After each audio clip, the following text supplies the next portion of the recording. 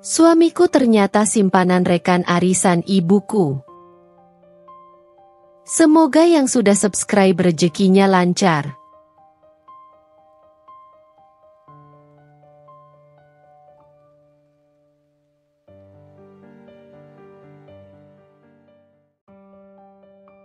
Hidupku, Dinda, terasa sempurna. Aku memiliki suami yang baik, Mas Iqbal, pria yang selalu kupikir sebagai pasangan ideal. Sejak awal pernikahan, aku yakin telah menemukan seseorang yang benar-benar mencintaiku dan ingin membangun keluarga bahagia bersamaku.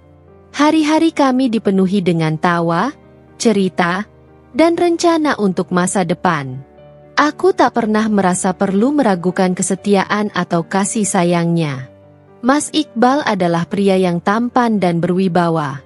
Dia memiliki pekerjaan yang baik di sebuah perusahaan besar, dan itu membuatku semakin yakin bahwa hidup kami akan selalu stabil. Setiap pagi, aku menyiapkan sarapan untuknya, dan dia akan mencium keningku sebelum berangkat kerja.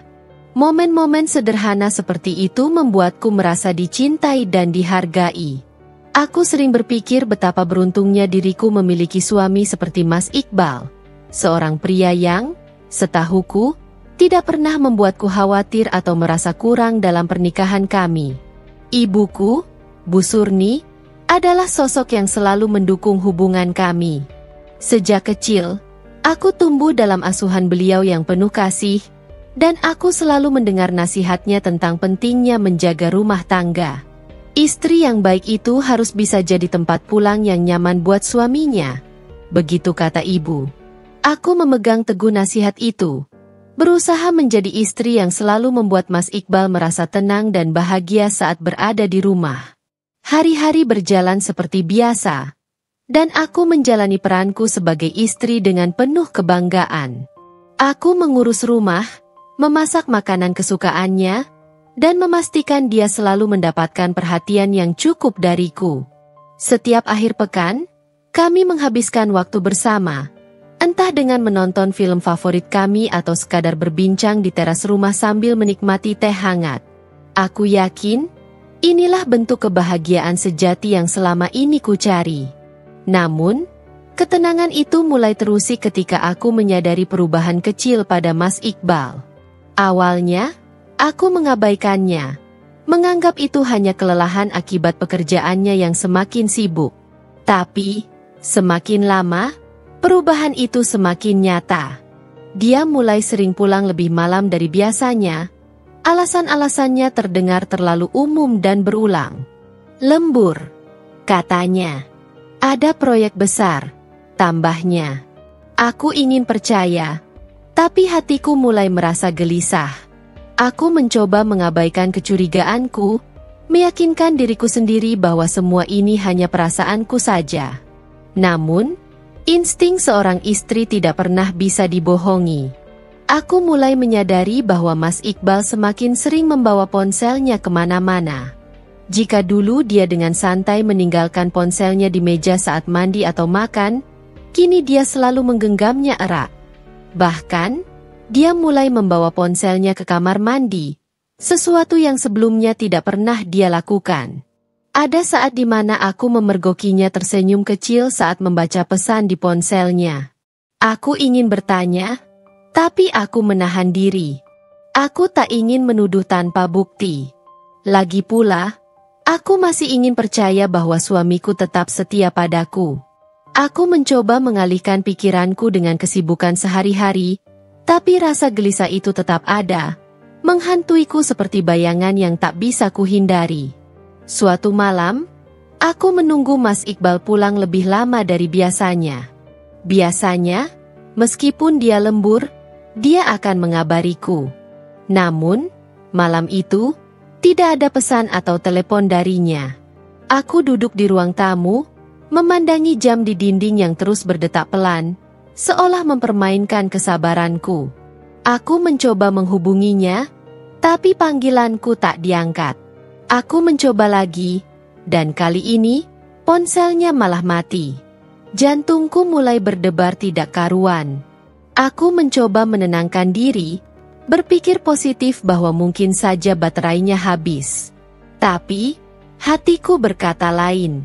Ada sesuatu yang disembunyikannya dariku. Aku mulai bertanya-tanya, apakah aku terlalu percaya diri dengan pernikahan kami? Apakah selama ini aku hanya melihat apa yang ingin kulihat dan mengabaikan tanda-tanda yang sebenarnya sudah ada? Ketika akhirnya Mas Iqbal pulang, aroma parfum wanita tercium samar dari pakaiannya. Aku tidak langsung bertanya, hanya mengamatinya dengan saksama. Dia tampak sedikit gelisah. Matanya menghindari tatapanku.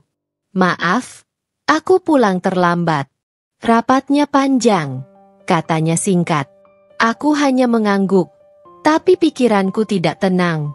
Malam itu, aku tidur dengan pikiran yang penuh dengan pertanyaan. Apakah aku harus mempercayainya? Atau apakah aku harus mulai mencari tahu sendiri? Aku tidak tahu bahwa malam itu adalah awal dari kehancuran kebahagiaan yang selama ini kujaga. Hari-hari setelah malam itu terasa berbeda. Aku mulai memperhatikan setiap gerak-gerik Mas Iqbal dengan lebih teliti. Jika sebelumnya aku selalu percaya padanya tanpa ragu, kini ada kecurigaan yang pelan-pelan merayap ke dalam pikiranku. Aku tidak bisa mengabaikan perasaan ini begitu saja, terutama karena Mas Iqbal semakin menunjukkan perubahan sikap yang sulit untuk kujelaskan.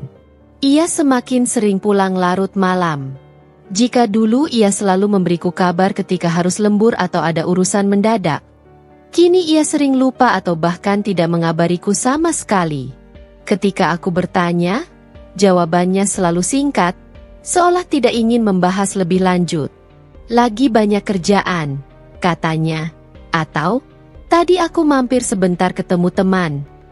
Aku mencoba menenangkan diri, berpikir bahwa mungkin memang pekerjaannya sedang menuntut lebih banyak waktu. Namun, ada hal lain yang membuatku semakin curiga.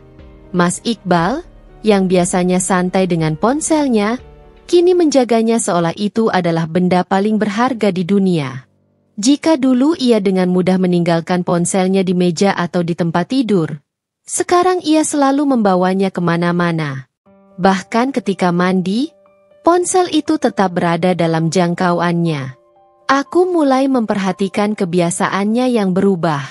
Ia menjadi lebih sering tersenyum sendiri saat melihat layar ponselnya. Terkadang, saat aku mendekat, ia buru-buru mengunci layar atau menyembunyikan ponselnya di saku. Aku mencoba meyakinkan diri bahwa aku hanya berprasangka buruk, tetapi hatiku tidak bisa berbohong. Ada sesuatu yang disembunyikannya. Puncaknya terjadi pada suatu malam ketika aku terbangun di tengah malam dan mendapati Mas Iqbal tidak ada di sebelahku. Aku bangkit dengan perasaan aneh dan berjalan keluar kamar. Dari balik pintu ruang tamu yang sedikit terbuka, aku bisa melihat siluetnya duduk di sofa, memegang ponsel dengan ekspresi serius. Aku mengintip dari celah pintu dan melihat jari-jarinya mengetik sesuatu dengan cepat. Layar ponselnya bercahaya dalam gelap, menampilkan aplikasi pesan yang tidak sempat kulihat dengan jelas. Aku mencoba mengamati lebih lama, tetapi tiba-tiba ia menoleh ke arahku. Dengan cepat, aku kembali ke kamar dan pura-pura tidur. Beberapa detik kemudian, aku mendengar suara langkah kakinya mendekat, lalu kasur bergoyang sedikit saat ia berbaring kembali di sebelahku. Hatiku berdegup kencang. Apa yang sedang dilakukannya di tengah malam seperti itu? Dan dengan siapa ia mengirim pesan? Aku merasa harus mencari tahu. Keesokan paginya, saat Mas Iqbal mandi, aku mengambil ponselnya yang diletakkan di meja. Tanganku gemetar saat mencoba membuka layar, tetapi ternyata ia sudah mengubah kode kuncinya. Dulu, aku tahu kata sandi ponselnya karena ia tidak pernah merasa perlu menyembunyikan apapun dariku. Tapi sekarang, ia sengaja mengubahnya. Ini semakin menguatkan kecurigaanku bahwa ada sesuatu yang tidak ingin ia ketahui. Aku tidak ingin langsung menuduh tanpa bukti. Aku mencoba bersikap seolah tidak ada yang terjadi, tetapi pikiranku terus dihantui oleh berbagai kemungkinan buruk. Aku mulai memperhatikan lebih detail. Parfum yang menempel di bajunya terkadang terasa asing, bukan aroma yang biasa ia pakai. Kemeja favoritnya yang dulu jarang ia pakai kini sering digunakannya ketika pergi keluar rumah. Dan yang paling aneh, ia mulai lebih sering berdandan, sesuatu yang tidak pernah terlalu ia pedulikan sebelumnya. Puncaknya terjadi ketika aku menemukan sebuah pesan di ponselnya. Sebuah notifikasi singkat yang muncul di layar saat ia meletakkan ponselnya di meja makan. Aku hanya sempat melihat sepintas sebelum ia buru-buru mengambil ponselnya dan memasukkannya ke dalam saku. Pesan itu dari seorang wanita, dan isinya membuat jantungku berdebar kencang. Kapan kita bisa bertemu lagi? Aku sudah kangen. Aku merasa tubuhku membeku seketika. Tiba-tiba, ruangan terasa lebih sempit dan udara menjadi lebih berat. Aku menatap Mas Iqbal, berharap ia menyadari perubahan ekspresiku, tetapi ia tetap bersikap biasa saja, seolah tidak terjadi apa-apa. Ia bahkan tetap mengunyah makanannya dengan santai, tanpa tahu bahwa aku baru saja melihat sesuatu yang bisa mengubah segalanya. Aku ingin langsung bertanya, tetapi aku menahan diri. Aku butuh waktu untuk berpikir. Aku tidak bisa sembarangan menuduh tanpa bukti yang lebih jelas. Namun, satu hal yang pasti, ada sesuatu yang disembunyikan Mas Iqbal, dan aku harus mencari tahu kebenarannya.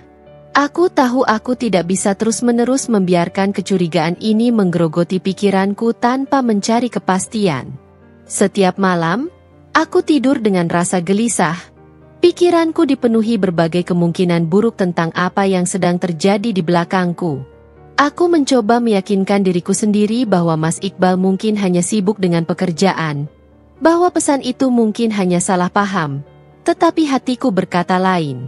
Setelah beberapa hari menunggu momen yang tepat, aku akhirnya memberanikan diri untuk bertanya langsung pada Mas Iqbal. Aku memilih waktu saat kami berdua sedang bersantai di ruang tamu.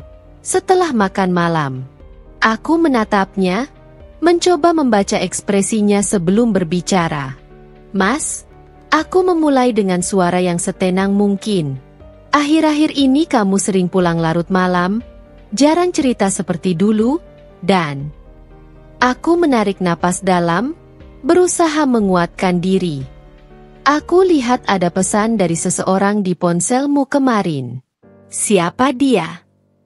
Mas Iqbal terdiam sesaat, tetapi aku bisa melihat rahangnya menegang. Ia mencoba tersenyum, tetapi senyum itu tampak dipaksakan. Pesan yang mana? Tanyanya, berusaha mengulur waktu. Aku menatapnya lebih tajam. Pesan dari seorang wanita yang bilang dia kangen sama kamu. Sekilas, aku melihat sorot keterkejutan di matanya. Tetapi dengan cepat ia mencoba menutupinya dengan tawa kecil. Sayang, kamu ini terlalu banyak berpikir. Itu cuma rekan kerja, mungkin bercanda. Aku tidak puas dengan jawabannya. Kalau cuma rekan kerja, kenapa kamu buru-buru menghapus pesannya? Aku mencondongkan tubuh ke arahnya, tidak mau lagi membiarkan jawaban-jawaban mengambang. Mas, aku butuh kejujuran. Aku nggak mau nebak-nebak atau jadi istri yang harus mencurigai suaminya setiap saat. Ia menghela napas panjang, lalu mengusap wajahnya dengan tangannya. Aku bisa melihat bahwa ia mulai merasa terpojok. Dinda, katanya dengan suara lebih pelan. Aku nggak mau kita bertengkar karena hal ini.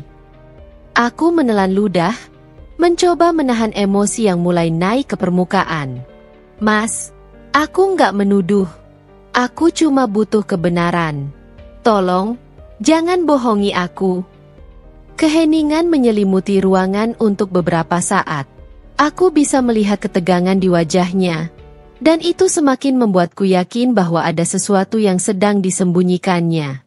Akhirnya, setelah beberapa detik yang terasa seperti selamanya, Mas Iqbal menghembuskan napas berat dan menundukkan kepalanya. Aku memang dekat dengan seseorang, katanya pelan, nyaris berbisik. Dunia seakan berhenti berputar saat aku mendengar kata-kata itu.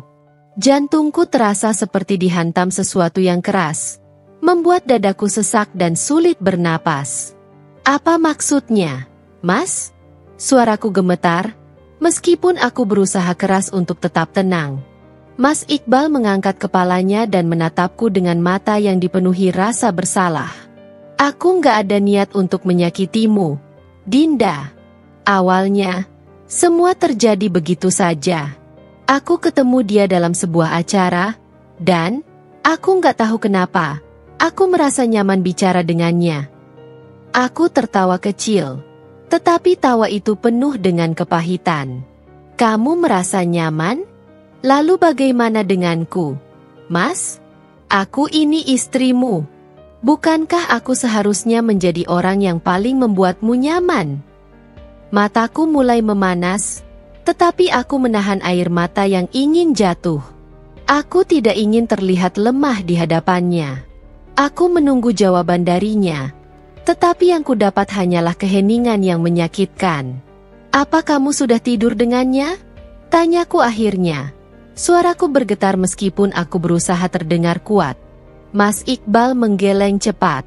Tidak. Aku bersumpah. Aku nggak pernah sejauh itu. Aku memang dekat dengannya, tapi aku nggak pernah melangkah lebih jauh. Aku tidak tahu apakah aku harus percaya atau tidak. Hatiku sudah terlanjur hancur mendengar pengakuan bahwa ia telah menjalin hubungan emosional dengan wanita lain. Bagiku, pengkhianatan bukan hanya soal fisik, tetapi juga soal hati. Dan nyatanya, hatinya telah terbagi. Aku menghela napas panjang, mencoba meredakan gemuruh emosi dalam diriku. Kamu bilang awalnya semua terjadi begitu saja, kataku dengan nada lebih dingin. Tapi sekarang, setelah semua ini berjalan sejauh ini, apakah kamu masih mencintai dia? Mas Iqbal terdiam. Aku menunggu, berharap ia akan segera menjawab dan meyakinkanku bahwa aku masih menjadi satu-satunya wanita di hatinya. Tapi semakin lama ia diam, semakin aku sadar bahwa jawabannya tidak akan sesuai dengan harapanku. Akhirnya, dengan suara yang hampir tak terdengar, ia berkata, "Aku nggak tahu, Dinda." Aku menutup mata, berusaha menahan air mata yang akhirnya jatuh juga. Jawaban itu lebih menyakitkan daripada jika ia langsung berkata bahwa ia mencintai wanita lain. Kalau kamu nggak tahu, berarti kamu memang sudah kehilangan rasa itu untukku. Ia mencoba meraih tanganku, tetapi aku menariknya cepat. Aku tidak bisa membiarkan sentuhannya menenangkanku lagi, karena sekarang aku tahu bahwa tangannya juga pernah menggenggam tangan wanita lain. Aku janji akan mengakhirinya, kata Mas Iqbal tiba-tiba, suaranya penuh dengan ketakutan dan penyesalan. Aku nggak mau kehilangan kamu, Dinda. Aku akan memperbaiki semuanya. Aku menatapnya dengan mata penuh luka. Kamu janji? Seperti apa kamu bisa memastikan bahwa aku bisa percaya lagi sama kamu? Ia tidak menjawab. Karena kami berdua tahu, kepercayaan yang telah hancur tidak bisa dengan mudah diperbaiki. Tidak peduli seberapa banyak janji yang diucapkan, luka ini telah terlanjur menganga. Aku berdiri dari sofa, merasa bahwa aku tidak bisa lagi berada di dekatnya tanpa merasa muak dengan pengkhianatannya. Aku butuh waktu, kataku akhirnya. Aku nggak tahu apakah aku masih bisa bertahan dengan pernikahan ini, Mas. Tapi yang jelas, aku bukan perempuan yang bisa menerima dikhianati begitu saja. Aku berjalan menuju kamar, meninggalkannya sendirian di ruang tamu. Malam itu, untuk pertama kalinya sejak kami menikah, aku merasa bahwa suamiku bukan lagi orang yang sama yang dulu aku cintai. Aku merasa bahwa pernikahan kami, yang dulu kukira sempurna, kini mulai runtuh sedikit demi sedikit. Setelah malam penuh luka itu, aku semakin sering menghabiskan waktu di rumah ibuku, Bu Surni. Aku butuh tempat untuk menenangkan diri, dan rumah ibu selalu menjadi tempat yang nyaman bagiku. Di sana, aku bisa merasa aman, jauh dari kebohongan dan pengkhianatan Mas Iqbal. Ibu tidak tahu apa yang sedang terjadi dalam rumah tanggaku. Aku belum siap bercerita. Belum siap melihat ekspresi kecewa di wajahnya. Sejak awal, ibu selalu menyukai Mas Iqbal. Baginya, Mas Iqbal adalah menantu idaman. Pria yang tampak bertanggung jawab dan penuh perhatian. Aku tidak bisa membayangkan bagaimana perasaannya jika tahu bahwa menantu kebanggaannya telah mengkhianatiku. Suatu sore, saat aku sedang duduk di ruang tamu rumah ibu sambil menyeruput teh hangat, ibu mulai bercerita tentang arisannya. Seperti biasa, ibu senang berbagi cerita tentang teman-temannya.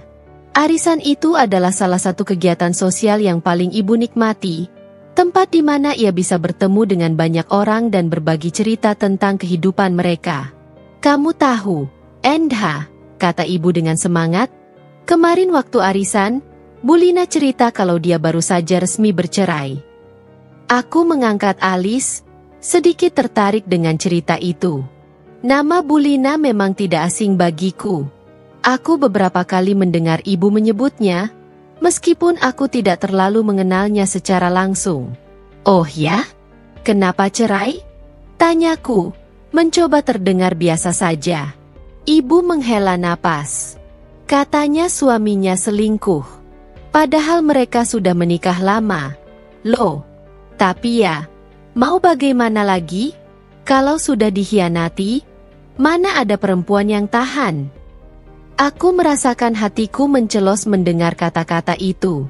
Seakan ibu baru saja menggambarkan apa yang sedang terjadi dalam hidupku sendiri. Aku mencoba tetap tenang, menyembunyikan kegelisahan yang mulai merayapi dadaku. Bulina itu perempuan yang kuat, lanjut ibu. Dia memang cantik, awet muda, mandiri, dan punya bisnis sendiri. Tapi aku kasihan juga dengannya. Setelah cerai, katanya dia jadi lebih selektif memilih pasangan. Dia bilang gak mau lagi salah pilih laki-laki. Aku mengangguk kecil. Meskipun dalam hatiku aku mulai merasa ada sesuatu yang janggal. Nama itu, Bulina, entah mengapa membuatku merasa tidak nyaman. Dia sering curhat ke saya. Sih, tambah ibu lagi. Kadang dia bilang kalau dia sedang dekat dengan seseorang, tapi dia masih ragu untuk melangkah lebih jauh. Aku mulai merasa jantungku berdetak lebih cepat. Dekat dengan seseorang? Tanyaku ikut bergabung dengan rombongan ibu-ibu, mencoba menyembunyikan nada curiga dalam suaraku. Siapa? Ibu menggeleng. Dia nggak pernah cerita siapa orangnya. Katanya sih, pria itu sudah menikah. Makanya dia merasa bersalah. Tapi dia bilang, mereka punya perasaan satu sama lain, dan susah untuk menghindar. Aku langsung merasakan hawa dingin menjalar ke seluruh tubuhku. Ada sesuatu dalam cerita ibu yang terasa sangat tidak asing. Seorang wanita mandiri, baru saja bercerai, dekat dengan pria yang sudah menikah.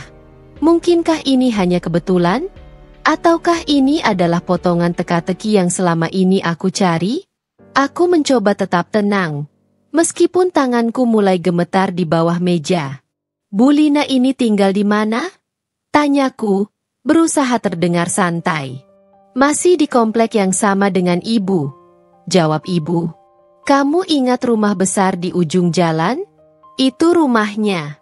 Sekarang dia tinggal sendirian di sana setelah cerai dari suaminya. Aku menggigit bibir. Mencoba mengolah semua informasi yang baru saja kudengar. Perasaanku tidak bisa dibohongi. Semuanya terasa terlalu kebetulan. Dan yang lebih mengkhawatirkan, aku mulai merasa bahwa wanita yang dekat dengan Mas Iqbal bisa jadi adalah orang yang sama dengan yang sedang diceritakan ibu. Aku menghela napas panjang dan mencoba untuk berpikir jernih. Aku tidak bisa langsung menuduh tanpa bukti. Tapi naluriku berkata bahwa aku harus mencari tahu lebih jauh. Jika memang ada hubungan antara Bulina dan Mas Iqbal, maka aku harus mengetahuinya sendiri. Bu, kalau ada arisan lagi, boleh aku ikut? Tanyaku tiba-tiba. Ibu menatapku dengan kaget. Loh? Sejak kapan kamu tertarik ikut arisan ibu? Aku tersenyum kecil, berusaha menyembunyikan niat asliku. Aku cuma ingin lebih banyak bersosialisasi, Bu. Siapa tahu bisa dapat teman baru. Ibu tertawa kecil. Ya sudah, kalau kamu mau ikut, Ibu nggak keberatan. Lagi pula, Ibu yakin kamu pasti cocok dengan teman-teman Ibu. Aku tersenyum, meskipun dalam hati aku sudah bersiap. Aku harus menemukan jawabannya sendiri. Aku harus tahu apakah kecurigaanku benar. Jika memang Mas Iqbal berselingkuh dengan Bu Lina, maka aku tidak akan tinggal diam. Sore itu, aku pulang ke rumah dengan perasaan campur aduk. Hatiku sudah cukup terluka oleh pengkhianatan Mas Iqbal. Tapi jika wanita yang terlibat adalah seseorang yang dekat dengan ibuku sendiri, maka ini akan menjadi lebih menyakitkan dari yang kubayangkan. Aku duduk di tepi ranjang, menatap ponselku yang tergeletak di meja. Aku ingin menghubungi Mas Iqbal dan langsung menanyakan hal ini, tetapi aku tahu dia akan berbohong. Aku butuh bukti. Aku butuh kepastian sebelum menghadapi mereka berdua. Dengan tekad yang semakin kuat, aku bersumpah dalam hati bahwa aku akan mencari tahu kebenarannya. Aku tidak akan tinggal diam dan membiarkan diriku menjadi korban kebohongan lagi. Jika memang ada sesuatu yang tersembunyi, maka aku akan mengungkapnya, tidak peduli seberapa menyakitkan kenyataannya nanti. Hari itu aku merasa ada sesuatu yang mengganggu pikiranku sejak pagi. Sejak mendengar cerita ibu tentang Bu Lina, aku tidak bisa menghilangkan perasaan bahwa ada sesuatu yang janggal. Aku tidak mau langsung menuduh, tetapi naluriku sebagai istri tidak bisa diabaikan begitu saja. Aku mencoba menenangkan diri dengan tetap menjalani hari seperti biasa. Namun, semakin aku mencoba melupakan, semakin hatiku gelisah. Aku merasa seperti ada sesuatu yang mendesakku untuk mencari kebenaran sesegera mungkin. Sore itu, aku memutuskan untuk pergi keluar sebentar untuk membeli beberapa barang di pusat perbelanjaan dekat rumah. Aku butuh udara segar untuk menenangkan pikiranku. Namun, saat aku sedang dalam perjalanan pulang, mataku tanpa sengaja menangkap pemandangan yang langsung membuat dadaku mencelos. Di sebuah kafe yang terletak di sudut jalan, aku melihat seorang pria dan seorang wanita duduk berdua di sebuah meja dekat jendela. Pria itu tidak lain adalah Mas Iqbal. Dan wanita di depannya, dengan rambut yang tertata rapi dan senyum manis di wajahnya, adalah Bu Lina. Aku langsung merasa dunia seakan berhenti berputar. Hatiku berdebar kencang, bukan karena kebahagiaan, tetapi karena rasa sakit yang tiba-tiba menghantamku tanpa ampun. Tanganku mencengkeram setang motor dengan kuat, mencoba menenangkan diri.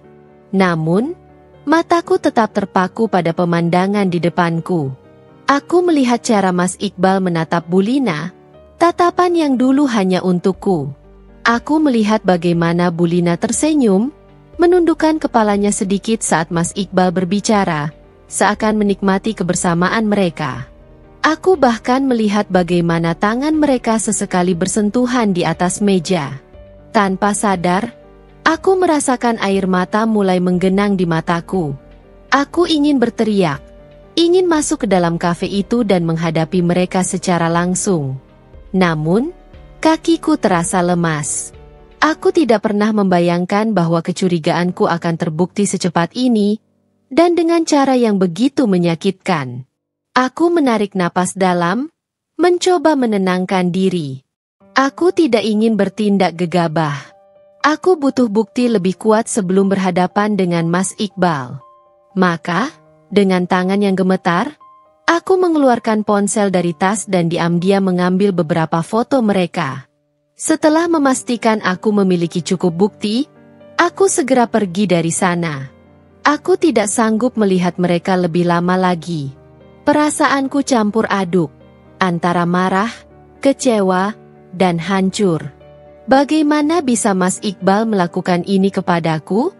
Dan bagaimana mungkin Bu Lina, teman arisan ibuku sendiri, tega merebut suamiku? Sesampainya di rumah, Aku langsung masuk ke kamar dan mengunci pintu. Aku menatap layar ponselku, melihat foto-foto yang baru saja kuambil. Jelas sekali bahwa hubungan mereka bukan sekadar pertemanan biasa. Ada sesuatu di antara mereka, sesuatu yang lebih dari sekadar kedekatan. Aku tidak bisa lagi menahan air mata.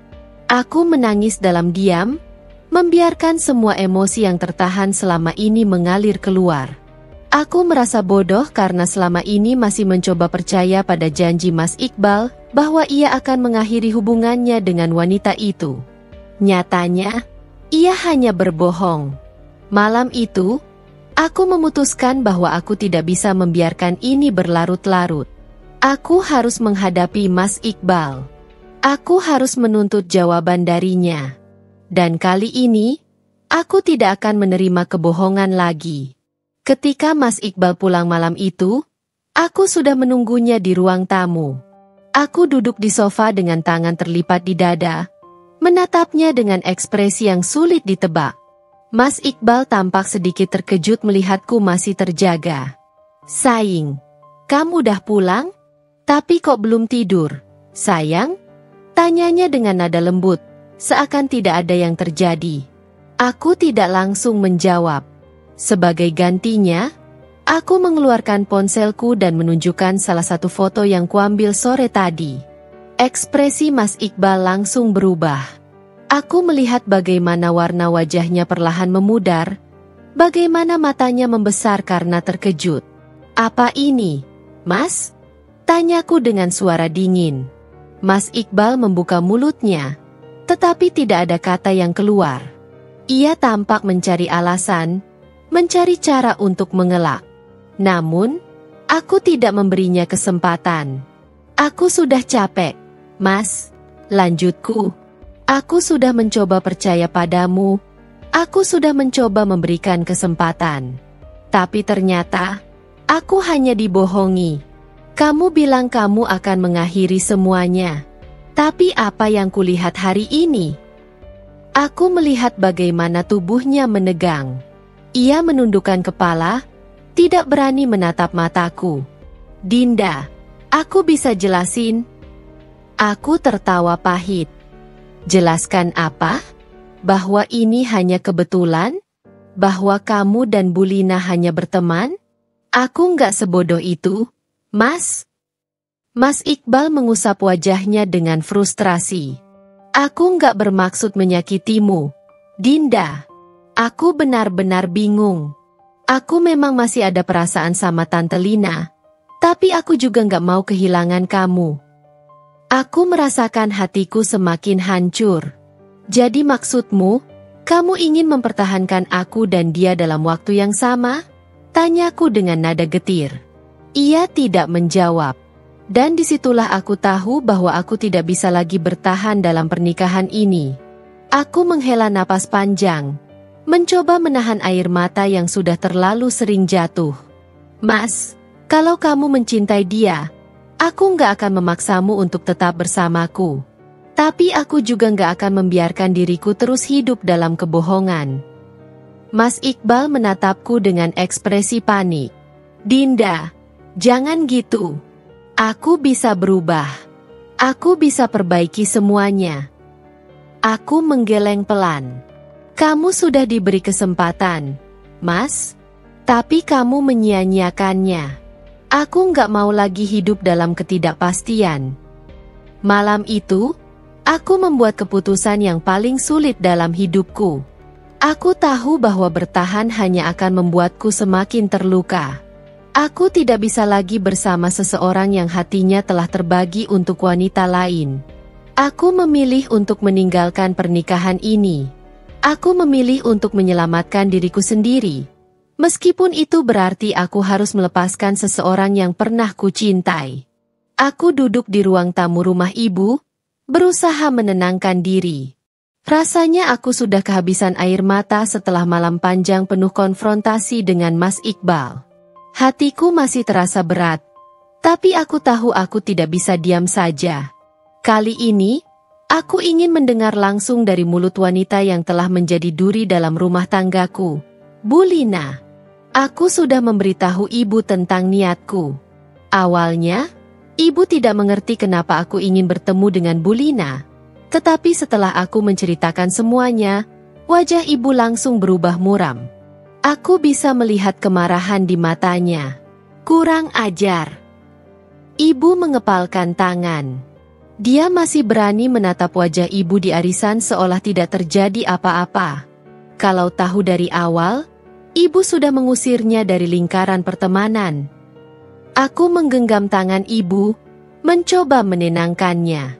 Bu, aku hanya ingin mendengar langsung dari dia. Aku ingin tahu apa yang ada di pikirannya saat dia memutuskan untuk merusak pernikahan orang lain. Ibu mengangguk, meskipun jelas ia masih menahan emosi.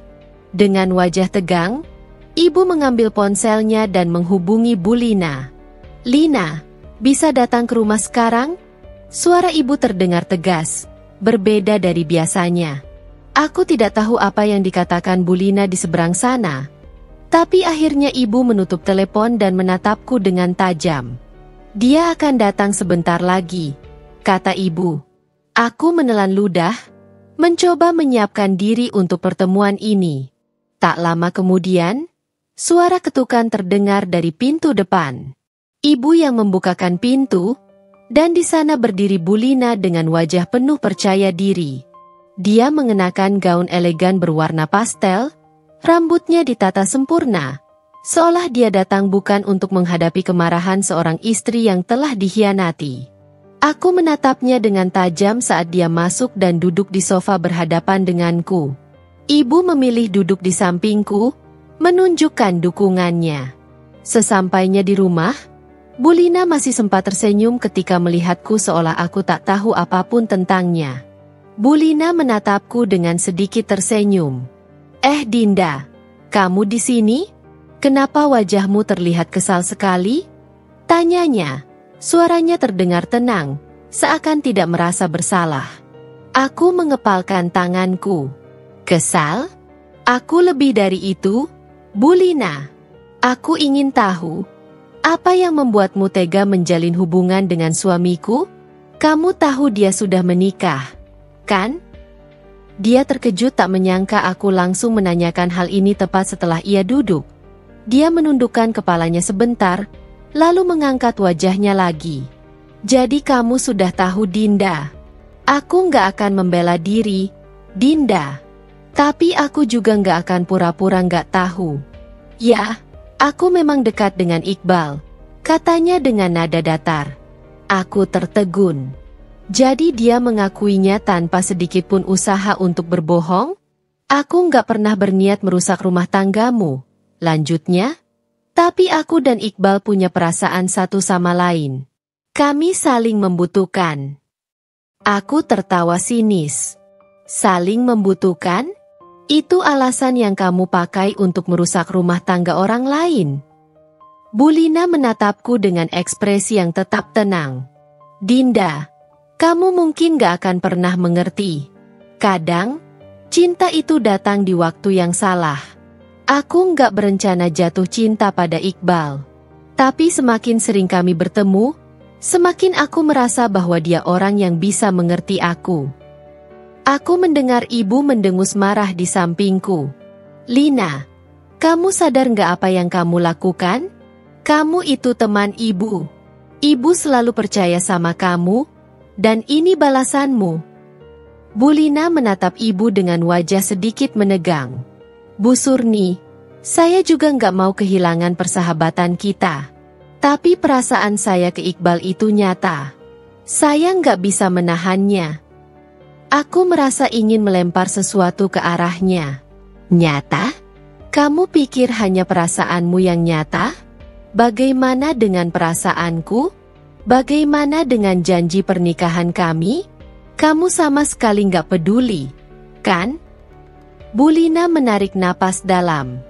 Dinda, aku tahu aku salah. Tapi Iqbal juga bukan pria tanpa kesalahan. Kalau dia masih benar-benar mencintaimu, dia nggak akan berpaling ke orang lain. Aku terdiam sesaat. Kata-katanya seperti duri yang menancap dalam di hatiku. Aku ingin menyangkalnya, ingin mengatakan bahwa semuanya salah, tapi aku tahu bahwa ada kebenaran dalam ucapannya. Mas Iqbal memang memilih untuk berpaling. Dia yang membuka pintu untuk hubungan ini, dan Bu Lina hanya masuk ke dalamnya. Tapi itu tidak mengurangi rasa sakitku. Aku menggeleng, menatapnya dengan mata yang mulai memanas. Aku nggak peduli apa alasan kalian. Yang aku tahu, aku sudah dikhianati. Dan aku nggak akan tinggal diam. Ibu menatap Bu Lina dengan tatapan penuh kemarahan dan kekecewaan. Lina, mulai sekarang, jangan pernah muncul di arisan lagi. Ibu nggak butuh teman seperti kamu. Bu Lina menunduk. Aku mengerti, Bu, katanya pelan. Aku menghela napas panjang. Aku memutuskan akan bercerai dari Iqbal, kataku akhirnya. Dan aku ingin kamu tahu satu hal, Bu Lina, apa yang kamu lakukan hari ini, mungkin suatu saat akan kembali padamu. Jangan pernah lupa itu. Bu Lina terdiam. Untuk pertama kalinya sejak pertemuan ini dimulai, aku melihat ada sedikit perubahan di ekspresinya. Mungkin, entah bagaimana, kata-kataku berhasil menyentuh sesuatu di dalam hatinya. Tanpa berkata apa-apa lagi, dia bangkit dari sofa dan berjalan menuju pintu. Sebelum keluar, dia menoleh sekali lagi ke arahku. Aku benar-benar minta maaf, Dinda, katanya pelan, lalu pergi. Aku tidak tahu apakah permintaan maafnya tulus atau hanya sekadar kata-kata. Tapi yang jelas, itu tidak mengubah apapun. Saat pintu tertutup, aku merasa tubuhku melemas. Aku tidak tahu apakah pertemuan ini memberikan kelegaan atau justru menambah luka. Ibu merangkulku dengan lembut. Kamu sudah melakukan yang terbaik, Endha. Sekarang tinggal kamu pikirkan jalan ke depan. Aku mengangguk pelan. Meskipun dalam hatiku aku tahu bahwa perjalanan ini masih jauh dari selesai. Malam itu, aku duduk di dalam kamar dengan kepala bersandar pada tembok. Mata ini sudah terlalu sering menangis, hingga rasanya tak ada lagi air mata yang tersisa. Pertemuan dengan Bu Lina tadi siang masih membekas di pikiranku, tetapi satu hal sudah kutetapkan dalam hati, aku tidak akan lagi bertahan dalam pernikahan ini. Aku tidak ingin menjadi wanita yang terus memaafkan tanpa batas, yang terus berusaha bertahan meskipun sudah dipatahkan berkali-kali. Aku sudah mencoba mempercayai Mas Iqbal, memberikan kesempatan agar dia memperbaiki kesalahan, tetapi dia menyia-nyiakannya. Aku lelah. Aku ingin bebas dari hubungan yang hanya membuatku menderita. Dengan tangan gemetar, aku mengambil ponsel dan menelusuri daftar kontakku.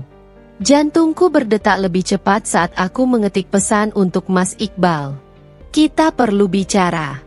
Besok pulang lebih awal. Aku sudah mengambil keputusan. Aku tidak ingin membiarkan keputusanku tertunda lagi. Jika aku terus menunggu, aku hanya akan semakin terjebak dalam harapan kosong. Aku harus menyelesaikan ini. Keesokan harinya, suasana rumah terasa lebih dingin dari biasanya. Aku tidak memasak sarapan seperti biasa. Tidak ada teh hangat atau aroma kopi yang biasa menyambut pagi. Aku hanya duduk di ruang tamu, menunggu kepulangan Mas Iqbal dengan hati yang sudah bulat. Ketika akhirnya ia pulang, aku bisa melihat ada kecemasan di wajahnya. Ia pasti sudah bisa menebak apa yang akan terjadi.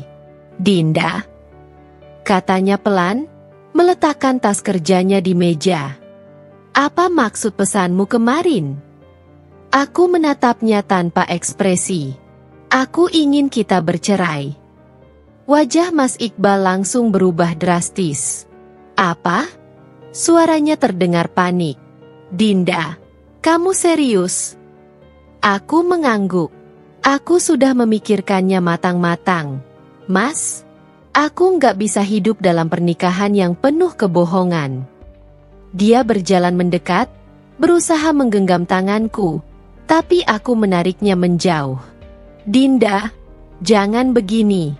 Aku tahu aku salah, Aku tahu aku menyakiti kamu, tapi aku masih ingin memperbaiki semuanya. Aku menghela napas panjang, mencoba menahan emosi yang membuncah. Mas, kamu sudah diberi kesempatan, tapi kamu tetap memilih berbohong lagi. Aku melihatmu sendiri, Mas, dengan Bu Lina. Jelas-jelas kalian masih memiliki hubungan.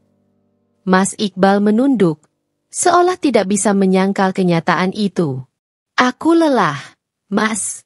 Suaraku mulai bergetar. Aku nggak mau lagi hidup dengan rasa curiga setiap hari. Aku ingin bahagia, dan aku tahu aku nggak akan menemukannya dalam pernikahan ini. Dia menggeleng dengan putus asa. Jangan, Dinda. Tolong, jangan ambil keputusan ini. Aku janji, aku akan benar-benar mengakhiri semuanya dengan Tante Lina. Aku akan berubah. Aku tertawa kecil, getir. Kamu sudah bilang itu sebelumnya, Mas.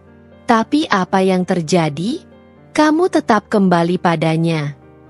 Ia menghela napas kasar, kemudian duduk di sofa sambil menutupi wajahnya dengan tangan.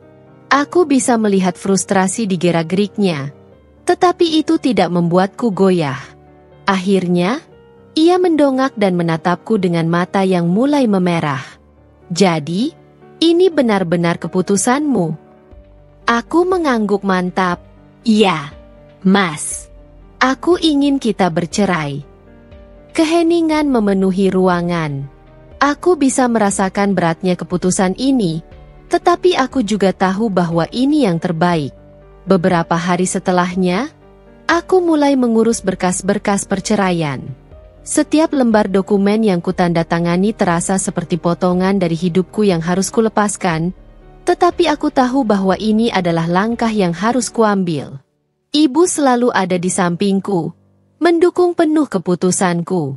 Kamu sudah cukup menderita, Dinda, katanya saat aku tengah mengisi formulir pengajuan cerai.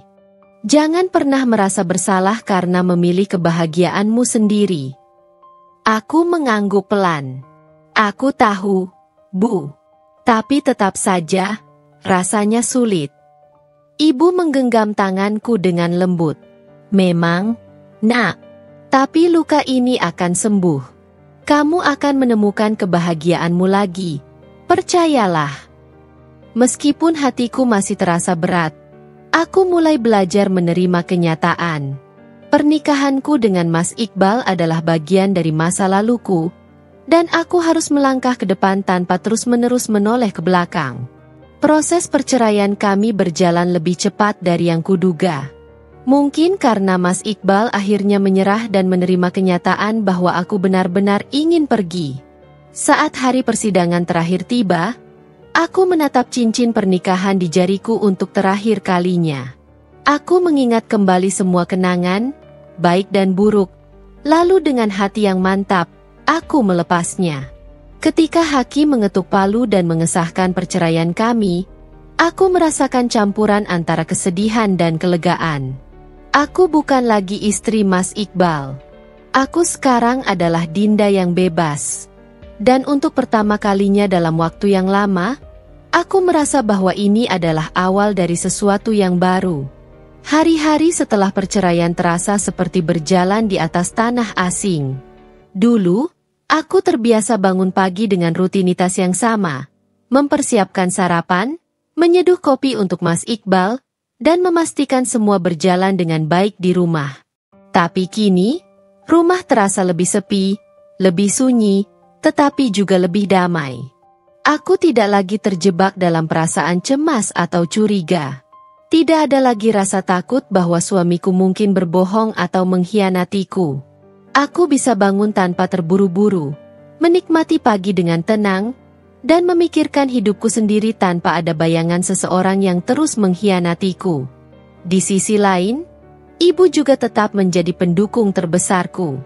Beliau selalu memastikan aku baik-baik saja, meskipun aku tahu bahwa beliau juga merasakan luka yang mendalam. Aku nggak nyangka teman arisan ibu sendiri bisa melakukan ini, kata ibu suatu hari saat kami sedang minum teh di teras rumah. Tapi yang terpenting sekarang adalah kamu sudah bebas dari laki-laki yang gak menghargai pernikahan. Aku mengangguk. Aku juga bersyukur. Bu, aku merasa lebih tenang sekarang. Ibu tersenyum, lalu menggenggam tanganku. Kamu pasti bisa membangun hidup yang lebih baik. Endha, ibu yakin.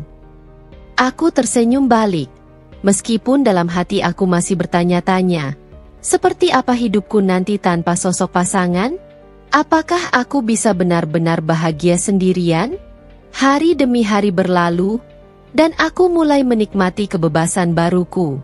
Aku punya lebih banyak waktu untuk diriku sendiri.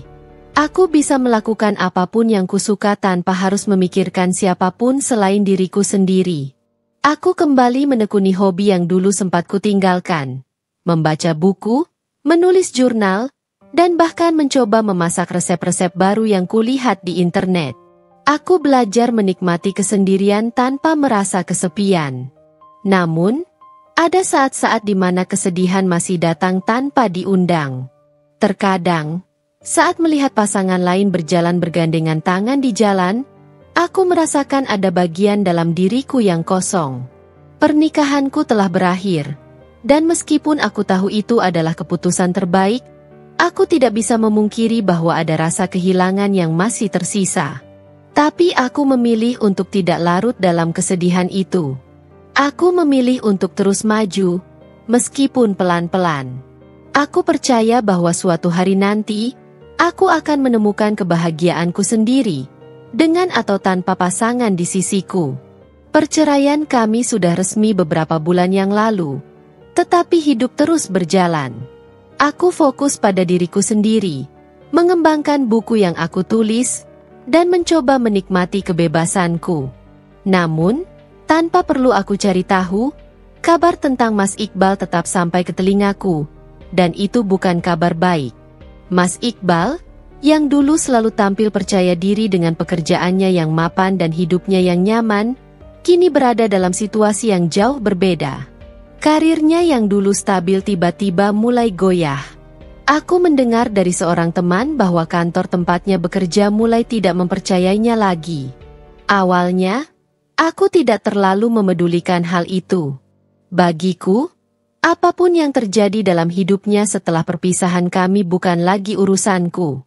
Tetapi kabar yang terus berdatangan membuatku sadar bahwa ini bukan sekadar masalah kecil. Suatu siang, aku sedang duduk di kafe favoritku, menikmati secangkir kopi sambil mengecek website dari buku yang pernah aku tulis, ketika sebuah pesan masuk dari nomor yang tidak dikenal. Dinda, ini aku, Iqbal. Bisa kita bicara sebentar?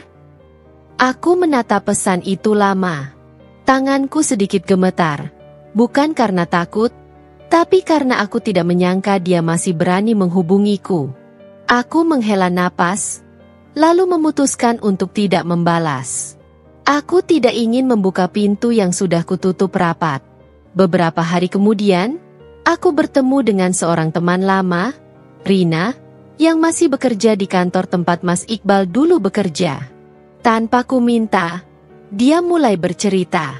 Kamu tahu nggak, Din? Iqbal sekarang kena masalah besar di kantor. Katanya dengan suara pelan, seolah-olah menyampaikan gosip rahasia. Aku mengangkat alis. Masalah apa? Jadi, setelah cerai sama kamu, dia makin sering telat dan kerjanya nggak fokus. Terus, kabar soal perselingkuhannya itu nyebar sampai ke atasan. Mereka mulai nggak percaya sama dia. Akhirnya, minggu lalu, dia resmi dipecat. Aku terdiam. Ada rasa lega, tapi juga sedikit getir. Dan yang lebih parah, lanjut Rina, katanya dia juga ada masalah sama Bu Lina. Mereka sering berantem belakangan ini. Aku tersenyum kecil. Aku tidak terkejut. Hubungan yang dibangun di atas pengkhianatan jarang berakhir dengan bahagia. Beberapa minggu setelah mendengar kabar itu, aku tak sengaja bertemu Mas Iqbal di sebuah minimarket kecil di dekat rumah ibu. Aku hampir tidak mengenalinya. Dulu, dia selalu terlihat rapi, percaya diri, dengan pakaian yang selalu berkelas. Tapi kali ini, dia tampak berbeda. Pakaiannya kusut, rambutnya sedikit berantakan, dan wajahnya terlihat lebih tua dari terakhir kali aku melihatnya. Aku tidak berencana untuk menyapanya, tapi dia sudah lebih dulu melihatku. "Dinda." Suaranya terdengar berat. Aku hanya menatapnya dengan datar. "Iqbal." Dia menghela napas, lalu berjalan mendekat. "Bisa kita bicara sebentar?" Aku ragu, tapi entah kenapa aku memilih untuk mendengarkannya. Kami berdiri di sudut minimarket, jauh dari pengunjung lain. "Aku tahu aku nggak pantas lagi ngomong ini ke kamu," katanya, suaranya penuh penyesalan. "Tapi aku mau minta maaf, Din. Aku udah menghancurkan semuanya." Aku tidak menjawab. Aku hanya menatapnya, menunggu dia melanjutkan. "Aku kehilangan pekerjaan, Tante Lina juga." Dia berhenti sejenak, seperti ragu untuk melanjutkan. "Tante Lina ninggalin aku, Din. Ternyata dia cuma butuh aku buat pelarian, bukan buat serius." Aku ingin tertawa, tapi aku menahannya. "Dulu aku pikir aku bisa punya segalanya," lanjutnya. "Tapi sekarang aku sadar, aku justru kehilangan semua yang paling berharga." Aku menghela napas pelan. "Itu pilihan yang kamu buat, Iqbal. Sekarang kamu harus tanggung akibatnya." Dia menatapku dengan mata yang terlihat lelah. "Aku menyesal, Din." Aku tersenyum tipis. Penyesalan selalu datang terlambat. Aku tidak menunggu dia berkata apapun lagi. Aku melangkah pergi, meninggalkannya dengan segala bebannya sendiri. Saat aku keluar dari minimarket, aku menarik napas panjang. Tidak ada rasa sedih, tidak ada rasa marah. Yang ada hanya kepastian bahwa aku sudah benar-benar meninggalkan masa lalu. Karma sudah bekerja dengan caranya sendiri. Dan aku sudah bebas. Setelah kabar buruk tentang Mas Iqbal menyebar, aku mulai mendengar cerita serupa tentang Bu Lina. Wanita yang dulu begitu percaya diri, yang mengira dirinya bisa memiliki segalanya, kini mulai merasakan akibat dari perbuatannya. Awalnya, kabar ini hanya samar-samar ku dengar dari ibu. Ibuku memang tidak lagi dekat dengan Bu Lina setelah kebenaran terungkap, tapi beberapa anggota arisan masih sesekali membicarakannya. "Kamu tahu, Din?" kata ibu saat kami duduk di teras rumah. "Bu Lina sekarang mulai dijauhi teman-teman arisan." Aku menoleh ke arah ibu, sedikit terkejut. "Kenapa?" Ibu menghela napas, menyesap tehnya sebelum melanjutkan. "Banyak yang kecewa sama dia.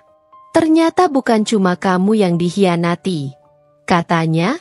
Sebelum sama Iqbal, dia juga pernah dekat sama suami salah satu anggota arisan. Aku mengangkat alis. "Jadi, Bu Lina memang punya kebiasaan menghancurkan rumah tangga orang lain? Orang-orang mulai nggak percaya sama dia," lanjut ibu. "Dulu dia sering jadi panutan karena dianggap mandiri dan sukses. Tapi sekarang, banyak yang malas bergaul sama dia." Aku tersenyum kecil.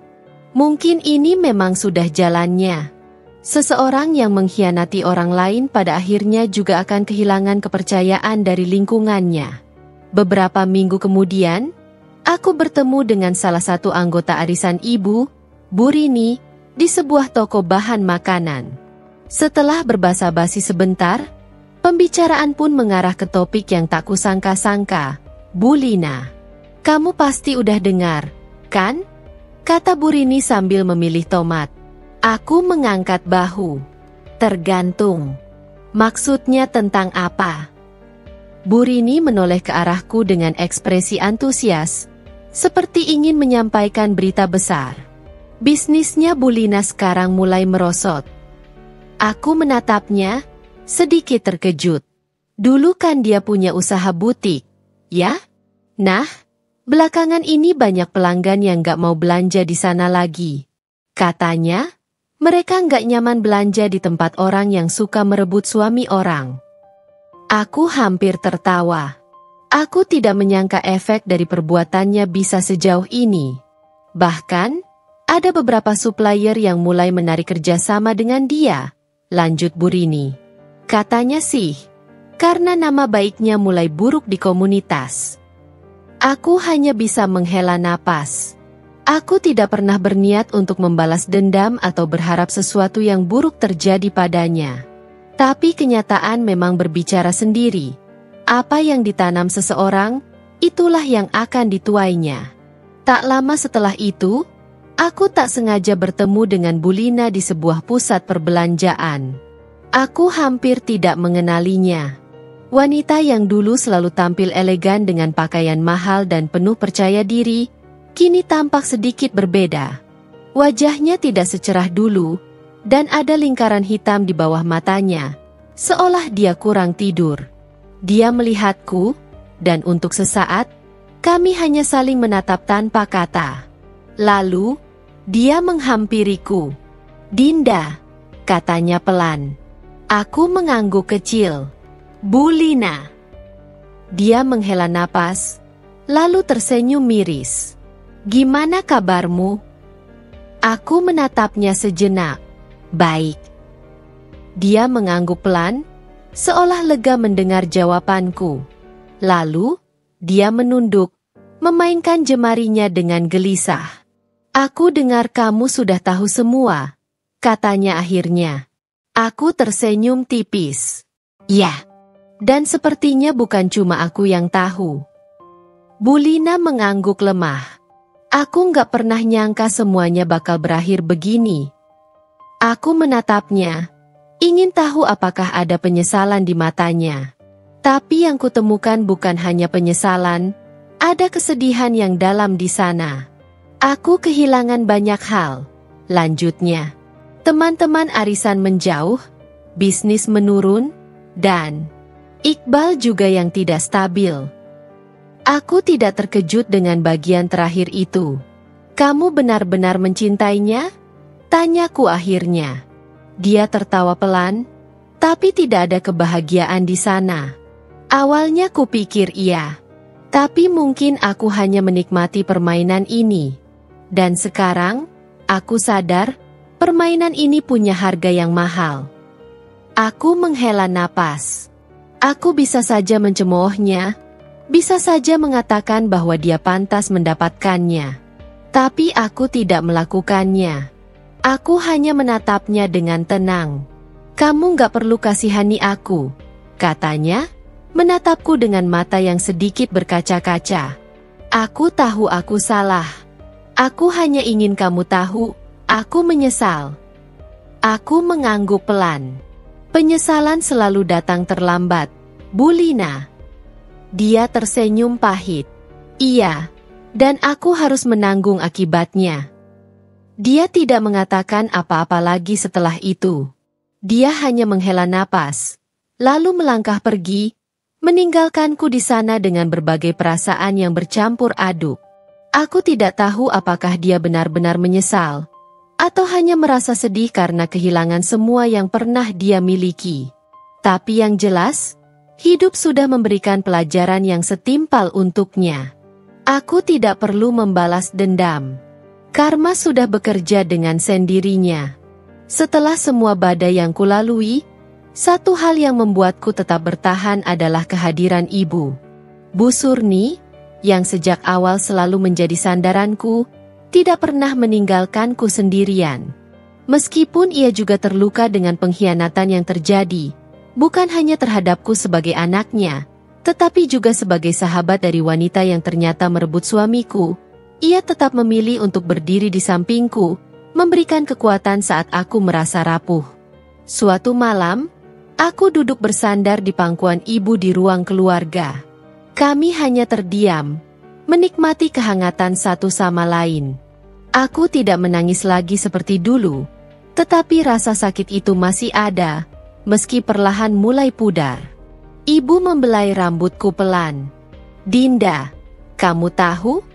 Sejak kamu kecil, Ibu selalu berdoa supaya kamu mendapatkan kehidupan yang bahagia. Ibu pikir, saat kamu menikah dengan Iqbal, doa ibu terkabul. Tapi ternyata Tuhan punya rencana lain. Aku menutup mata, merasakan ketulusan dalam suaranya. Aku juga dulu berpikir begitu. Bu, bisikku. Ibu menghela napas. Ibu menyesal. Nak, ibu menyesal karena dulu terlalu mendorongmu untuk menikah cepat. Ibu pikir itu yang terbaik untukmu. Ibu pikir dengan menikah, kamu akan terlindungi dan bahagia. Tapi ternyata ibu salah. Aku mengangkat wajahku, menatapnya. Bu, ini bukan salah ibu. Aku juga yang memilih Iqbal, aku juga yang percaya padanya. Kita sama-sama tidak tahu bahwa dia akan mengkhianati kepercayaan kita. Ibu menggeleng pelan. Tetap saja, ibu merasa bersalah. Seandainya waktu bisa diputar, ibu ingin kamu mengambil keputusan tanpa tekanan dari siapapun, termasuk dari ibu sendiri. Aku tersenyum tipis. Tapi, kalau waktu diputar, aku mungkin tidak akan belajar sekuat ini, Bu. Aku tidak akan tahu betapa pentingnya mencintai diri sendiri sebelum mencintai orang lain. Ibu menatapku lama, lalu tersenyum. Kamu memang anak ibu yang paling kuat. Beberapa hari setelah percakapan itu, ibu mulai lebih sering mengajakku keluar rumah. Ia tidak ingin aku terus-menerus terjebak dalam bayang-bayang masa lalu. Suatu hari, ia mengajakku ke sebuah taman kota yang dulu sering kami kunjungi saat aku masih kecil. Aku sudah lama tidak datang ke tempat ini, dan rasanya nostalgia melihat anak-anak berlarian, pasangan muda duduk di bangku taman, serta pedagang kaki lima yang menjajakan jajanan tradisional. Kami duduk di bangku kayu di bawah pohon rindang. Ibu membeli 2 bungkus cilok, jajanan favoritku sejak kecil. Kamu ingat nggak? Dulu kita sering kesini setelah ibu pulang arisan? Katanya sambil menyodorkan cilok ke arahku. Aku tertawa kecil. Iya. Dulu ibu selalu membelikan aku cilok kalau aku berhasil dapat nilai bagus di sekolah. Ibu tersenyum. Ibu rindu masa-masa itu. Saat kamu masih kecil, dunia rasanya lebih sederhana. Ibu hanya perlu memastikan kamu makan dengan baik, tidur cukup, dan belajar rajin. Sekarang, melihatmu tumbuh dewasa, ibu sadar ibu tidak bisa selalu melindungimu dari luka dan kesedihan. Aku menggenggam tangan ibu. Tapi ibu sudah melakukan yang terbaik. Dan aku bersyukur punya ibu yang selalu ada untukku. Mata ibu sedikit berkaca-kaca. Ibu hanya ingin kamu tahu bahwa kamu tidak sendirian. Apapun yang terjadi, ibu akan selalu ada di sini. Kamu bisa mulai hidup baru. Kamu bisa jatuh cinta lagi. Atau bahkan memilih untuk tidak menikah lagi. Itu semua pilihanmu. Yang penting, jangan biarkan masa lalu menghalangi kebahagiaanmu. Aku menatap ibu dengan perasaan hangat. Terima kasih, Bu. Kami berdua menikmati sore itu dengan tenang, tanpa perlu banyak kata-kata lagi. Hanya dengan duduk berdampingan, aku merasa beban di hatiku sedikit demi sedikit mulai terangkat. Aku tahu, selama ibu ada di sampingku, aku akan selalu memiliki tempat untuk pulang. Hari itu hujan turun dengan lembut, membasahi jalanan kota yang sudah mulai kuhafal luar kepala. Aku baru saja keluar dari sebuah toko bahan makanan ketika hujan turun semakin deras, memaksaku berteduh di sebuah kafe kecil di pinggir jalan. Aku tidak berniat lama di sana, hanya ingin menunggu hujan reda sebelum pulang ke rumah ibu. Aku duduk di dekat jendela, memperhatikan butiran air yang jatuh membentuk pola di kaca jendela. Aroma kopi yang khas memenuhi udara, menciptakan suasana hangat yang anehnya membuatku merasa sedikit lebih tenang. Aku mengambil ponsel dari dalam tas, berniat mengecek pesan dari ibu, ketika sebuah suara familiar memecah lamunanku. Dinda? Aku mengangkat wajah, sedikit terkejut melihat pria yang berdiri di depanku. Dia mengenakan kemeja biru muda yang digulung sampai siku. Wajahnya masih seperti yang kuingat, tenang dan penuh wibawa. "Rendra?" Aku menyebut namanya dengan nada ragu. Dia tersenyum, lalu menarik kursi di depanku sebelum aku sempat menawarkan. "Sudah lama sekali ya?" katanya. Aku mengangguk pelan. "Iya, aku nggak nyangka bisa ketemu kamu di sini." Rendra adalah teman lama ibu. Seseorang yang dulu sering datang ke rumah saat aku masih kecil. Dia lebih tua beberapa tahun dariku. Dan aku ingat bahwa ibu selalu memujinya sebagai pria yang baik dan pekerja keras. Aku sendiri tidak terlalu mengenalnya secara pribadi. Hanya tahu bahwa dia pernah bekerja di luar kota dan jarang pulang. "Sepertinya kamu baru belanja," katanya sambil melirik kantong plastik yang kutaruh di kursi sebelahku. Aku tersenyum kecil. "Iya, cuma belanja sedikit buat ibu." Rendra mengangguk, lalu melirik keluar jendela. Hujannya lumayan deras. "Mau pesan sesuatu dulu?" Aku ragu sejenak, tapi kemudian mengangguk. Kayaknya enak kalau minum sesuatu yang hangat. Dia langsung melambaikan tangan ke pelayan, lalu memesan 2 cangkir teh hangat tanpa bertanya apa yang kuinginkan. Aku tersenyum kecil. Entah bagaimana, dia masih ingat bahwa aku lebih suka teh daripada kopi. Percakapan kami mengalir begitu saja. Aku tidak menyangka bahwa Rendra bisa menjadi lawan bicara yang menyenangkan. Dia banyak bercerita tentang pekerjaannya, tentang bagaimana dia akhirnya memutuskan kembali ke kota ini setelah bertahun-tahun merantau. Aku pikir, setelah sekian lama pergi, kota ini akan terasa asing. Tapi ternyata, masih banyak hal yang tidak berubah, katanya sambil tersenyum. Aku menatapnya dengan penasaran. "Kenapa memutuskan untuk pulang?" Dia menghela napas pelan. "Karena aku sadar bahwa kebahagiaan tidak selalu ada di tempat yang jauh. Kadang, kebahagiaan justru ada di tempat yang paling dekat. Tapi kita terlalu sibuk mencari di tempat lain." Kata-katanya membuatku terdiam sejenak. Aku merasa seolah-olah dia berbicara langsung kepadaku. Seakan mengingatkanku bahwa selama ini aku terlalu sibuk melarikan diri dari masa lalu. Padahal kebahagiaan bisa saja ada di sekitarku. "Apa itu juga yang terjadi padamu, Dinda?" tanyanya tiba-tiba. Aku mengangkat alis, sedikit terkejut dengan pertanyaannya. "Maksudmu?" Rendra menatapku dengan tatapan lembut. "Aku dengar tentang apa yang terjadi dengan pernikahanmu." Aku menghela napas. Kabar memang cepat menyebar, ya? Dia tersenyum tipis. "Bukan karena aku suka ikut campur, tapi karena aku peduli." Aku menatapnya, sedikit terkejut dengan kejujuran di matanya. Tidak banyak orang yang berbicara kepadaku dengan tulus belakangan ini. Kebanyakan hanya ingin tahu gosipnya, bukan benar-benar peduli padaku. "Aku baik-baik saja," kataku akhirnya. Rendra mengangguk pelan. "Aku senang mendengarnya. Tapi kalau suatu hari kamu butuh teman bicara, aku ada di sini." Aku tidak tahu kenapa, tapi kata-katanya memberikan kehangatan yang aneh di hatiku. Sudah lama sejak terakhir kali aku merasa didengar, dipedulikan, tanpa ada niat tersembunyi di baliknya. Hujan di luar mulai reda, tapi aku tidak terburu-buru untuk pergi. Untuk pertama kalinya dalam waktu yang lama, aku menikmati percakapan tanpa beban, tanpa bayang-bayang masa lalu yang menghantuiku. Dan mungkin, hanya mungkin, ini adalah awal dari sesuatu yang baru.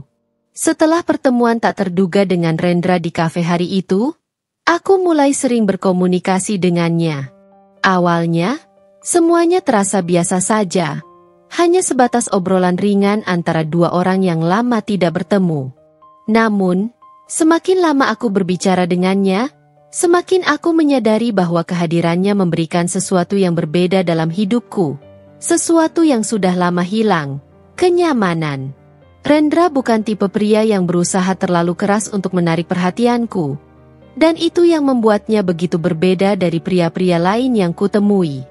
Dia tidak mencoba mengasihaniku karena perceraianku, tidak bertanya hal-hal yang membuatku tidak nyaman. Dia hanya hadir, mendengarkan, dan memberiku ruang untuk menjadi diriku sendiri. Suatu sore, kami bertemu di taman tempat aku biasa berjalan-jalan untuk menenangkan diri. Rendra datang dengan membawa 2 gelas teh hangat, seperti yang ia lakukan di kafe waktu itu. "Kamu masih suka kesini?" tanyanya sambil duduk di sampingku di bangku kayu yang sedikit tua. Aku mengangguk. Aku suka suasananya. Rasanya lebih damai di sini. Dia menatap ke arah anak-anak yang berlarian di kejauhan, lalu tersenyum. "Aku bisa mengerti kenapa kamu suka tempat ini. Kadang, kita butuh tempat untuk berpikir, ya?" Aku menyesap tehnya pelan, merasakan kehangatannya menyebar di tenggorokanku. Aku masih belajar untuk berdamai dengan masa lalu. Aku mengaku jujur. Ada hari-hari di mana aku merasa sudah kuat, tapi ada juga hari-hari di mana kenangan buruk itu masih menghantui. Rendra tidak langsung menanggapi. Dia hanya mendengarkan, membiarkanku menyelesaikan kata-kataku. Itu salah satu hal yang kusukai darinya. Dia tidak pernah terburu-buru dalam merespons, tidak pernah berusaha memberikan solusi yang tidak kuminta. "Aku rasa itu wajar," katanya akhirnya. "Masa lalu memang tidak akan pernah benar-benar pergi. Tapi kita bisa memilih bagaimana cara kita menghadapinya." Aku menatapnya. "Kamu sendiri? Apa kamu punya masa lalu yang sulit untuk dilepaskan?" Dia menghela napas pelan, lalu tersenyum kecil. "Tentu saja. Aku pernah jatuh, pernah kehilangan, pernah merasa bahwa aku tidak punya tempat untuk kembali. Tapi pada akhirnya, aku sadar bahwa hidup ini selalu memberimu kesempatan untuk memulai lagi. Pertanyaannya, apakah kamu siap mengambil kesempatan itu?" Aku terdiam. Kata-katanya menembus dinding pertahananku, mengingatkanku bahwa mungkin aku terlalu takut untuk melangkah maju. Hari-hari berlalu, dan aku menyadari bahwa hubunganku dengan Rendra perlahan mulai berubah. Kami tidak lagi hanya sekadar teman yang mengobrol santai. Ada sesuatu yang berkembang di antara kami, sesuatu yang lembut dan perlahan-lahan tumbuh tanpa paksaan. Rendra tidak pernah terburu-buru atau memaksaku untuk segera menerima perasaannya. Dia memberiku waktu, membiarkanku menemukan jalanku sendiri. Suatu malam, dia mengajakku makan malam di sebuah restoran kecil yang tidak terlalu ramai. Suasananya nyaman, dengan cahaya lampu temaram yang membuatku merasa lebih santai. "Dinda," katanya setelah kami menyelesaikan makanan kami, "aku ingin jujur padamu tentang sesuatu." Aku meletakkan sendok garpuku dan menatapnya dengan penasaran. "Apa itu?" Dia menghela napas, lalu menatapku dalam-dalam. "Aku menyukaimu." Aku merasakan jantungku berdetak lebih cepat, tapi aku tidak mengatakan apa-apa. "Aku tahu kamu masih dalam proses menyembuhkan diri, dan aku tidak ingin terburu-buru," lanjutnya. "Aku hanya ingin kamu tahu bahwa aku ada di sini, bukan untuk menggantikan siapapun dalam hidupmu, tapi untuk menjadi seseorang yang bisa berjalan bersamamu ke depan." Aku menatapnya lama, mencerna kata-katanya. Selama ini, aku selalu berpikir bahwa membuka hati lagi akan terasa sulit. Tapi dengan Rendra, semuanya terasa lebih mudah.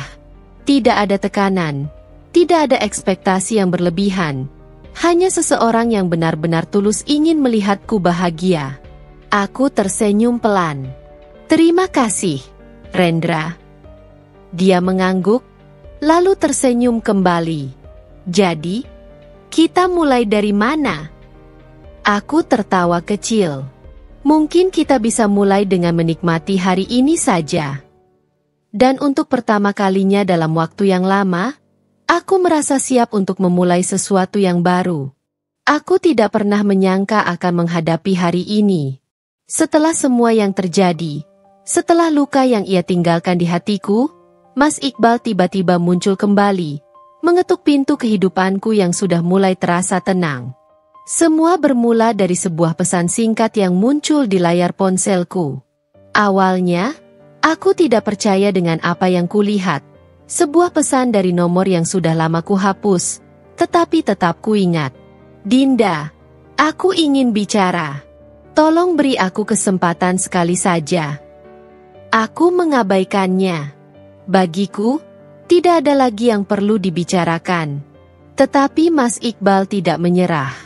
Beberapa hari kemudian, dia mengirim pesan lagi, kali ini lebih panjang. Aku tahu aku sudah melakukan kesalahan besar. Aku menyesal, Dinda. Aku kehilangan segalanya. Aku kehilangan kamu. Aku kehilangan pekerjaan. Aku kehilangan harga diriku sendiri. Aku hanya ingin meminta maaf, dan kalau boleh aku ingin memperbaiki semuanya. Tanganku gemetar saat membaca pesan itu. Kenapa baru sekarang dia menyadari kesalahannya? Kenapa baru sekarang dia mencoba kembali? Setelah aku berjuang mati-matian untuk membangun kembali hidupku, aku tidak langsung membalas. Aku butuh waktu untuk berpikir. Beberapa hari kemudian, aku bertemu dengan Rendra di taman yang biasa kami kunjungi. Aku menceritakan semuanya kepadanya. Tentang pesan-pesan dari Mas Iqbal, tentang kebingungan yang kurasakan. Menurutmu, apa yang harus aku lakukan?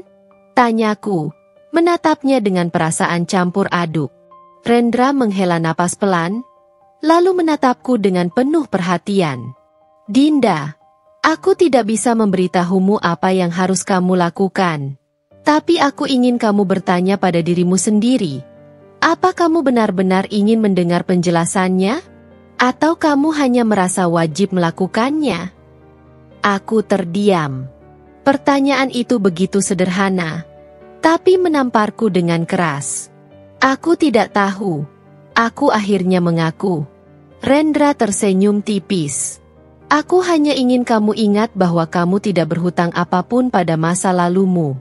Kamu tidak perlu merasa wajib untuk memberikan kesempatan kedua, kecuali itu benar-benar sesuatu yang kamu inginkan. Aku mengangguk pelan. Kata-katanya membantu menghilangkan sedikit kebingunganku. Beberapa hari kemudian, aku akhirnya memutuskan untuk menemui Mas Iqbal. Aku tidak ingin kembali padanya. Aku tahu itu dengan pasti. Tapi aku ingin mendengar apa yang ingin dia katakan. Bukan karena aku masih peduli, tetapi karena aku ingin menutup bab ini sepenuhnya. Kami bertemu di sebuah kafe kecil. Saat aku tiba, dia sudah duduk di sudut ruangan. Tampak lebih kurus dan lelah dibanding terakhir kali aku melihatnya. Wajahnya tidak lagi penuh percaya diri seperti dulu. Dinda, katanya dengan suara pelan saat aku duduk di depannya. Aku hanya mengangguk tanpa berkata apa-apa.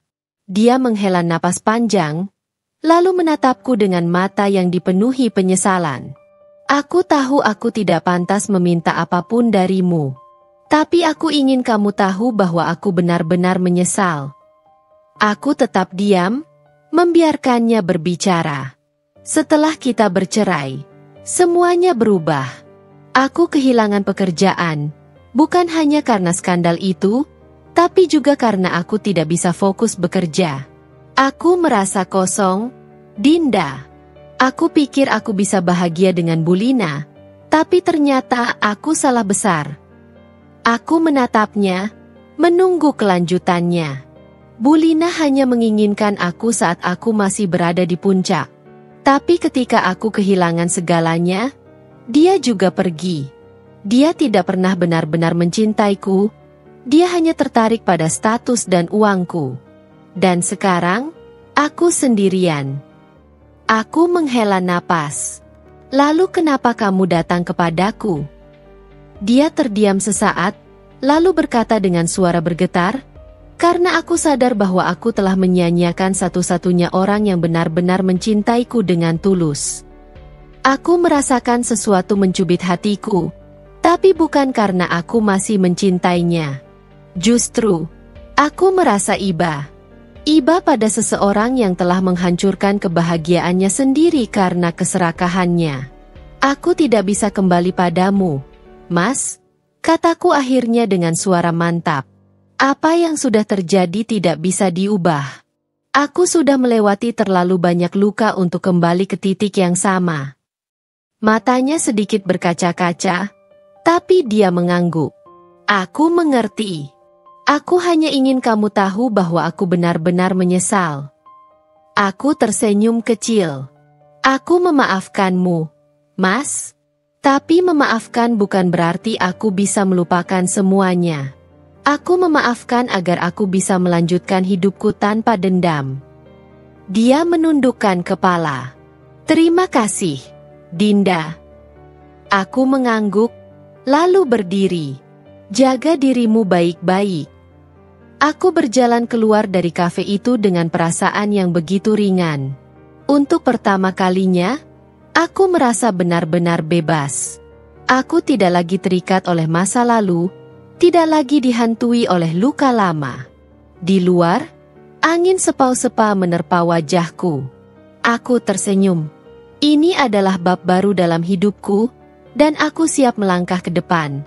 Tanpa ragu, tanpa beban. Hari-hari berlalu dengan lebih tenang. Setelah pertemuan terakhirku dengan Mas Iqbal, aku merasa seakan beban berat yang selama ini menggantung di hatiku akhirnya terlepas. Aku tidak lagi merasa terikat dengan masa lalu. Aku telah memberikan maaf, bukan untuknya, tetapi untuk diriku sendiri, agar aku bisa benar-benar melangkah maju tanpa membawa dendam atau kesedihan yang tidak perlu. Dalam perjalanan ini, Rendra tetap ada di sampingku, bukan sebagai seseorang yang berusaha menyelamatkanku, tetapi sebagai seseorang yang memahami dan menghargai setiap langkah yang kuambil. Hubungan kami berkembang dengan alami, tanpa paksaan dan tanpa ketakutan. Aku tidak lagi meragukan kejujuran atau ketulusan seorang pria, karena Rendra menunjukkan bahwa cinta yang sehat itu ada, cinta yang tidak penuh kepalsuan atau pengkhianatan. Suatu hari, saat kami berjalan-jalan di sebuah taman kota, Rendra tiba-tiba berhenti dan menatapku. "Dinda," katanya dengan suara lembut, "aku tahu aku mungkin tidak sempurna, dan aku tahu perjalanan kita masih panjang. Tapi aku ingin bertanya, apakah kamu bersedia menjalani perjalanan itu bersamaku?" Aku menatapnya, merasa dadaku menghangat oleh perasaan yang sulit digambarkan. Aku melihat ketulusan di matanya, sesuatu yang tidak pernah kutemukan dalam hubungan masa laluku. Aku tersenyum, tanpa ragu sedikit pun. "Iya, Rendra. Aku bersedia." Pernikahan kami berlangsung sederhana tetapi penuh kebahagiaan. Tidak ada pesta mewah, tidak ada acara yang penuh kemegahan, hanya keluarga dan teman-teman terdekat yang benar-benar tulus mendoakan kami. Aku tidak membutuhkan pernikahan yang besar atau spektakuler. Yang aku butuhkan hanyalah kepastian bahwa aku bersama orang yang tepat. Ibu adalah orang yang paling bahagia dalam acara itu. Aku melihat matanya berkaca-kaca ketika dia menggenggam tanganku sebelum aku menuju pelaminan. "Aku tahu kamu akan menemukan kebahagiaanmu, Nak," katanya dengan suara bergetar. "Dan aku tahu Rendra adalah pria yang tepat untukmu." Aku memeluk ibu erat. Aku tahu, setelah semua yang telah terjadi, ibu hanya menginginkan satu hal dariku, kebahagiaan yang sejati. Rendra menggenggam tanganku sepanjang acara, tidak pernah melepaskannya. Seakan ingin memastikan bahwa aku selalu merasa aman bersamanya. Dan untuk pertama kalinya dalam hidupku, aku tidak merasa takut. Aku tidak merasa ragu. Aku tahu aku telah membuat pilihan yang benar. Setelah pernikahan, hidupku berubah. Bukan karena statusku yang kini menjadi seorang istri lagi, tetapi karena cara aku melihat dunia. Aku tidak lagi terjebak dalam ketakutan akan kehilangan, tidak lagi merasa perlu membuktikan sesuatu kepada siapapun. Aku hidup untuk diriku sendiri, dan untuk kebahagiaanku. Bersama Rendra, aku menemukan cinta yang tidak hanya manis di awal, tetapi juga penuh dengan komitmen dan kepercayaan. Kami tidak selalu sempurna. Tentu saja, ada hari-hari di mana kami berbeda pendapat. Ada saat-saat di mana aku masih merasa cemas karena bayangan masa lalu. Tetapi Rendra selalu ada di sana untuk mengingatkanku bahwa aku tidak sendirian. Bahwa aku tidak perlu takut untuk mencintai lagi. Dan pada akhirnya, aku sadar bahwa kebahagiaan bukanlah tentang menemukan seseorang yang sempurna, melainkan tentang menemukan seseorang yang bersedia berjalan bersamamu melewati segala ketidaksempurnaan. Aku akhirnya mendapatkan kebahagiaan yang selama ini kucari, bukan dari seseorang yang menjanjikan dunia, tetapi dari seseorang yang benar-benar memilih untuk bersamaku dalam keadaan apapun. Dan itulah kebahagiaan yang baru, kebahagiaan yang akhirnya benar-benar milikku.